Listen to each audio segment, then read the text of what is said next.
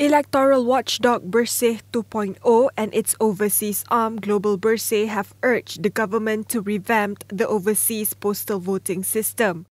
In a press conference on Friday, both organizations pointed out several mismanagement findings on how the Election Commission (EC) conducted the 14th general election.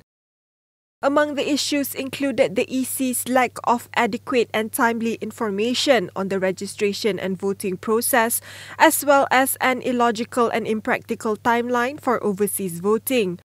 Global Bersih, which conducted a study involving 1,620 participants from 50 countries after the 14th general election, found that almost 50% of them had problems with the registration process. Most ballots arrived in overseas on the 6th or 7th of May. That left us 2 or 3 days to send the ballots back, which is still doable if we could manage. And that would have costed 98 euros, talking from Germany's point of view, that would cost about 500 ringgit to send a ballot paper back.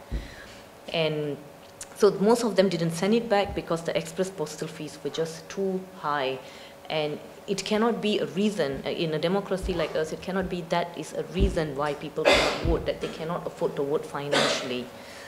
And an interesting fact, from all the people who actually took part in this data collection, only 4 individuals said they didn't send it back because it's not safe. That means these overseas Malaysians actually trusted in the system. They actually believed the system's going to work.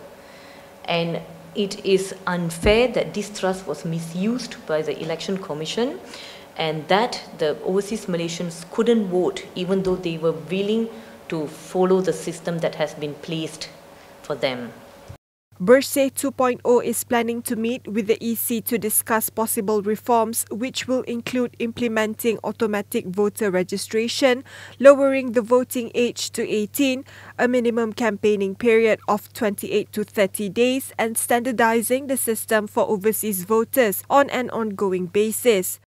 The electoral watchdogs also said the EC must boost their efforts to reach Malaysians living abroad and ensure that they can vote, citing that while the United Nations estimated that the number of Malaysians living abroad is 2.7 million in 2017, only less than 8,000 citizens living abroad applied to vote.